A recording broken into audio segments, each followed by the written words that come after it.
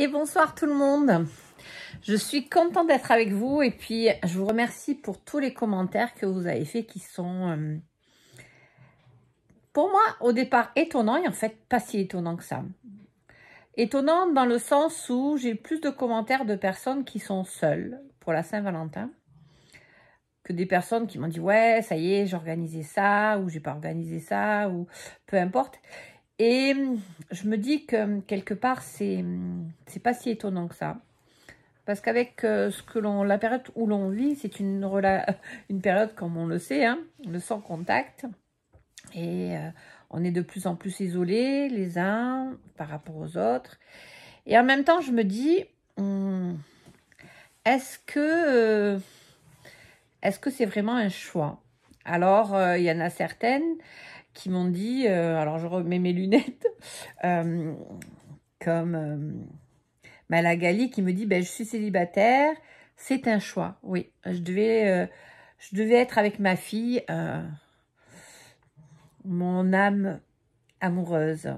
Et puis, par contre, il y a Philippe, lui, qui me dit malheureusement, je suis mal accompagnée. Alors, c'est décevant, la Saint-Valentin. Et je vais essayer de passer cette soirée avec le plus de monde possible, vu que je vais être seule. Il y en a d'autres qui m'ont dit je le passe avec moi-même. C'est aussi un choix. Sans homme. Et puis il y en a d'autres qui m'ont dit moi, c'est toute seule. Comme d'hab.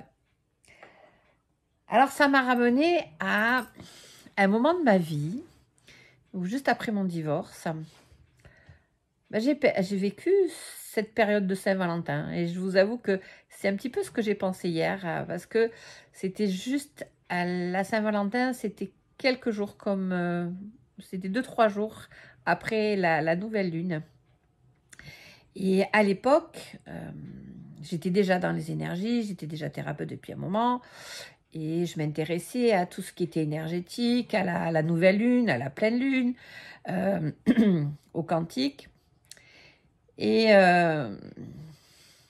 puis je m'étais dit, oui, là, écoute, c'est Saint-Valentin, tu vas être toute seule. Et là, tu vas te faire plaisir. Donc, tu vas te faire ton cadeau. Puisque tu n'as pas de Valentin, tu n'as pas besoin d'avoir un homme pour te faire ton cadeau. Tu vas te faire ton cadeau. Et j'avais une amie qui m'avait proposé d'aller à une conférence. J'arrivais dans la région. J'étais partie pendant plus de 20 ans sur la Ciotat, pour ceux qui me connaissent.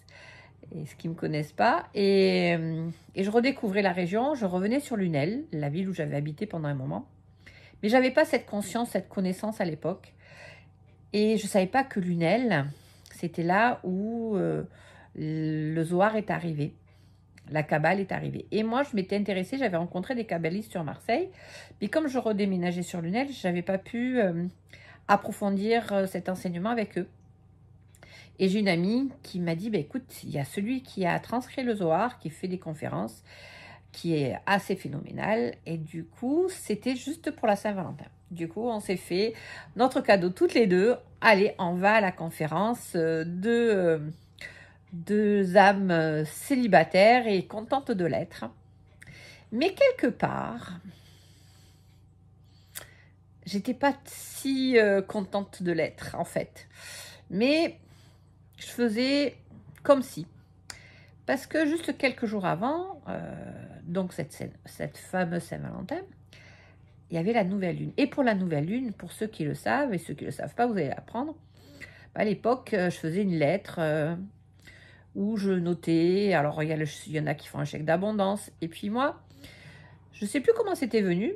J'avais fait une lettre pour noter ce que je désirais dans la relation à l'homme et ce que j'ai désiré chez un homme. Donc, j'avais décrit, pour moi, l'homme idéal, comme si j'avais une baguette magique et que je décrivais l'homme idéal.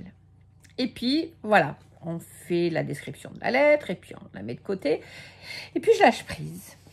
Et quelques temps après, juste après la Saint-Valentin, justement, mon amie, c'était les prémices des sites de rencontres, de Mythique, et ça faisait déjà un moment qu'elle était dessus, elle avait rencontré des personnes super. Et je me suis dit, finalement, je ne suis pas plus con qu'une autre, ça coûte rien d'essayer, à l'époque c'était gratuit, je me mets sur le site. Et puis, et puis je regarde comme ça. Et là, je suis interpellée par quelqu'un qui décrivait une femme. Et quand j'ai lu la description, je suis tombée ébahie. Je dis, mais c'est moi. C'est exactement moi. Même moi, j'aurais pas pu mieux me décrire que ce qu'il m'avait décrit. Et même si je parais comme ça, plutôt ou moins en ayant confiance en moi, dans la relation, je suis pas d'une nature où on m'a pas éduquée à aller de l'avant, comme les générations maintenant. Et du coup, moi, c'est plutôt l'homme qui vient. Mais là, je me suis dit, tiens, pour une fois, c'est moi qui vais faire le premier pas. Donc, j'ai osé et j'ai laissé un message et j'ai eu la réponse. Et finalement, il s'est avéré qu'on s'est rencontrés et que nous avons une relation pendant un certain temps. Et si je vous dis tout ça, c'est parce que, quelque part, alors pour la petite histoire, bien sûr, quand on fait une liste, on oublie toujours quelque chose. Pour ceux qui font les courses, ils savent que même en faisant une liste, on oublie toujours quelque chose. Et la leçon de cette histoire, c'est que dans ma liste, il y avait quelque chose que j'avais omis qui était important. Et c'était la belle leçon que j'ai apprise quand la relation s'est terminée. Mais je reviens au fait de la Saint-Valentin. Parce qu'en fait, pour moi, je me rendais compte que, oui, j'étais seule. Mais si j'avais une baguette magique, en fait, c'est pas ce que je souhaitais. Par contre, ce que j'avais pas pris conscience, c'est qu'il y avait quelque chose chez moi qui était pas dans l'amour. Parce que l'amour, ça ouvre la voie, je vais vers l'autre. Il y avait une partie de moi qui était en retrait. Et c'est Don Miguel Ruiz qui parle de la voie de l'amour et de la voie de la peur. Et je me rends compte que j'avais peur. Je venais de sortir d'un divorce, donc j'étais pas encore complètement, j'étais encore dans le deuil de cette étape-là. Et il y avait encore certaines peurs, certaines croyances qui me bloquaient. Même si j'ai osé, j'ai traversé. Et c'est ce que j'ai envie de vous poser comme question. Est-ce que pour vous, vous êtes dans la voie de l'amour ou est-ce que vous êtes dans la voie de la peur? Est-ce qu'il y a, si vous avez une baguette magique, qu'est-ce que ce serait votre Saint-Valentin? Est-ce que ce serait seul? Est-ce que ce serait avec quelqu'un? Et si c'est le cas, comme moi, finalement, je me suis rendu compte que j'avais envie d'être avec une personne et que j'avais des peurs, en fait. J'osais pas, j'étais en retrait, je me disais, mais oui, sur qui je vais tomber, et puis finalement, t'es mieux seul que mal accompagné. En fait, quelles sont vos peurs et qu'est-ce qui fait qu'aujourd'hui, pour vous, peut-être vous le savez, peut-être pas, est-ce qu'il y a des blocages? Qu'est-ce qui fait qu'aujourd'hui, en fait, qu'est-ce qui vous empêche de vivre cette situation idéale, en fait, cette Saint-Valentin idéale? Est-ce que c'est par rapport à votre dernière relation? Est-ce que c'est par rapport aux hommes ou aux femmes? Voilà. Il peut y avoir une multitude de raisons. Ou peut-être que vous n'y avez même pas pensé. Je vous dis tout ça parce que moi, je me rends compte que ce soit seul comme j'ai fait à cette période-là où je me suis dit, je fais cette demande et puis je teste, ou comme des personnes qui viennent me voir et qui me disent, Chantal, moi, je me rends compte que dans ma vie, il y a toujours le même schéma récurrent qui revient sans arrêt, sans arrêt. Et finalement, j'arrive pas à m'en sortir toute seule. Mais la bonne nouvelle, c'est que lorsqu'on prend conscience de nos peurs, de nos blocages, de qu'est-ce que j'ai vraiment envie, et comme pour moi, comme le dit la physique quantique, on est co-créateur de notre réalité. Alors après, vous adhérez ou vous adhérez pas. En tout cas, moi, c'est l'expérience que j'ai faite et c'est celle que je m'aperçois dans mes accompagnements.